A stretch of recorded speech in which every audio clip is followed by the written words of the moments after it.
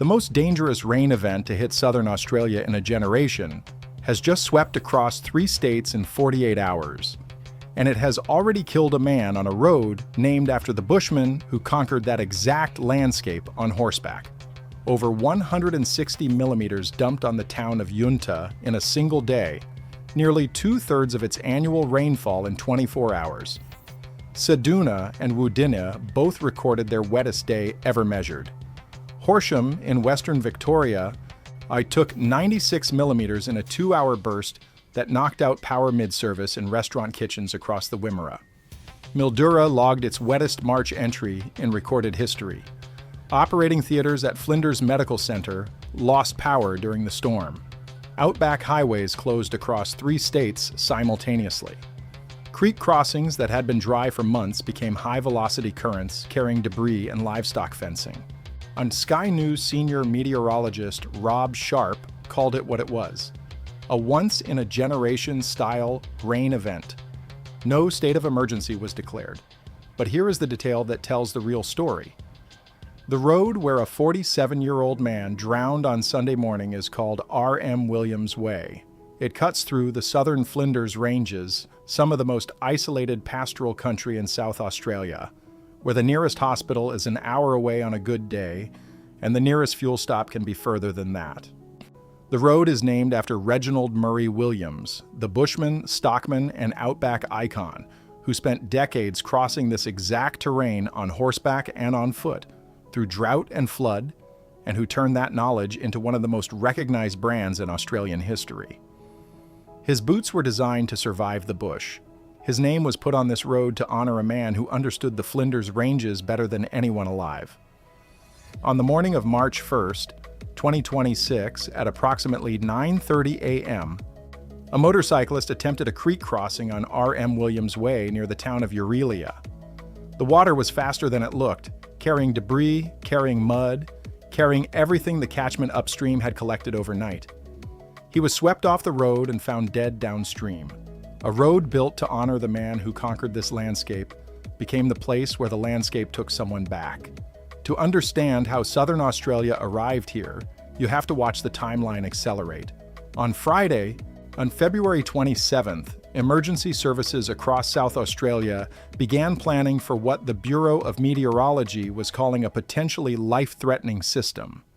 BOM meteorologist Jonathan Fisher explained the mechanics.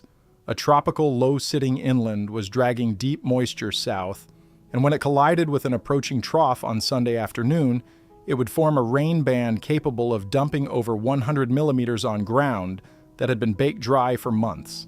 The SES started distributing sandbags across at-risk communities.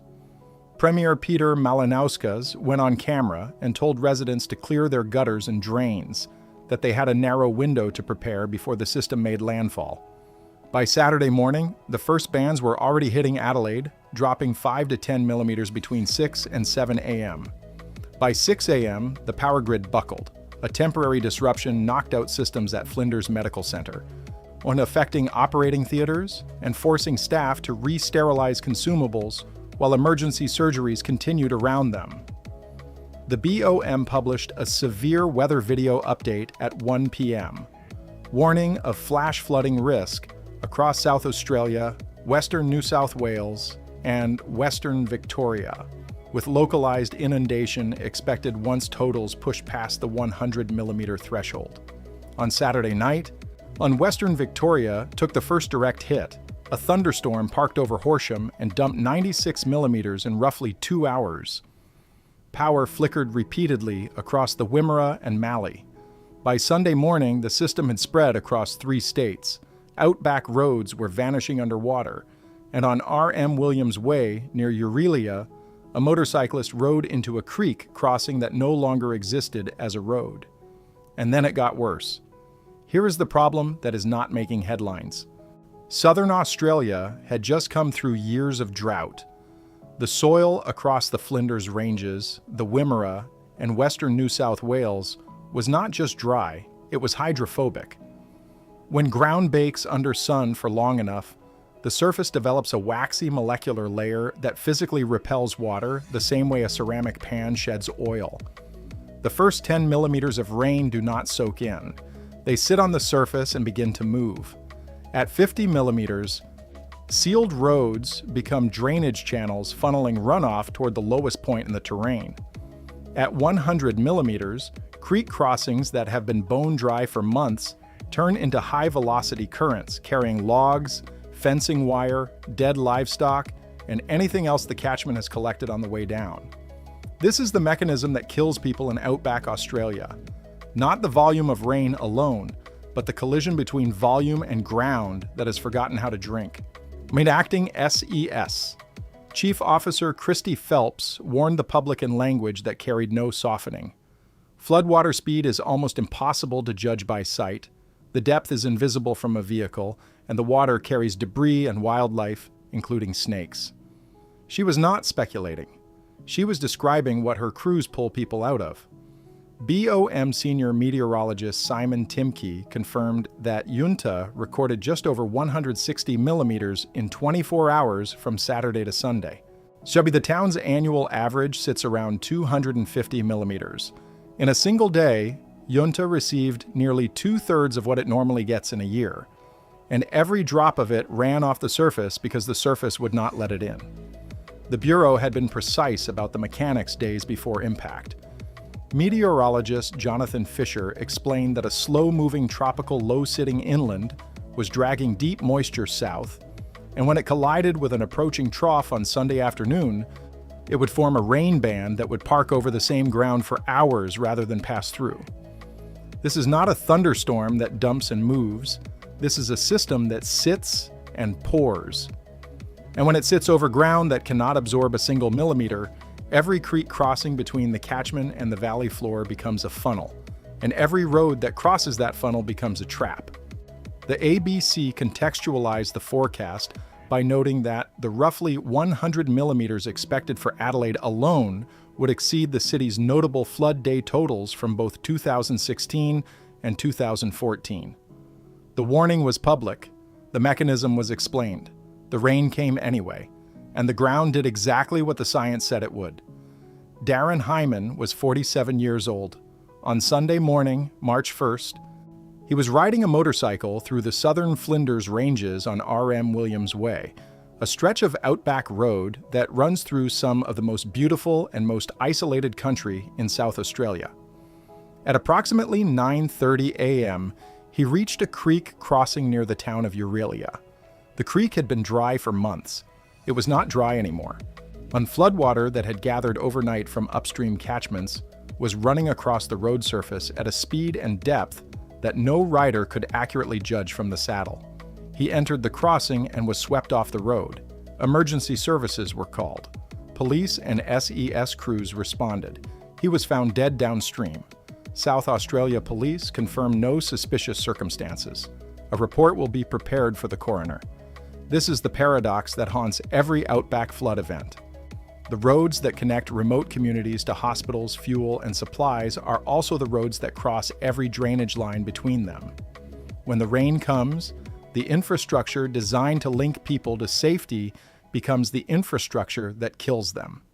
There is no alternative route. There is no bridge.